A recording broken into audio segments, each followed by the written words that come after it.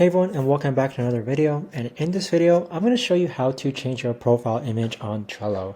So this is going to become particularly useful in case you just sign up for Trello. And as you can see in my upper right hand corner, my profile image actually isn't updated yet.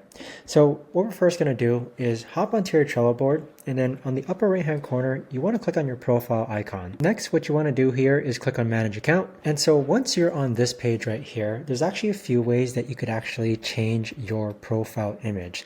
So the first way is that you could actually click on your profile image right over here, and then click on add profile photo. So this right here is the best and easiest way that I found to actually go ahead and change your Trello profile image. It took me a bit to actually kind of figure out, and so the reason why I recommend you change your profile image is to kind of make your team more personable. So if your other team members or coworkers have profile images uploaded, you might want to go ahead and upload your profile image as well. So if you know of a better or easier way to actually do this, let me know in the comments down below. Thanks so much for watching everyone, and I'll see you guys all in the next video.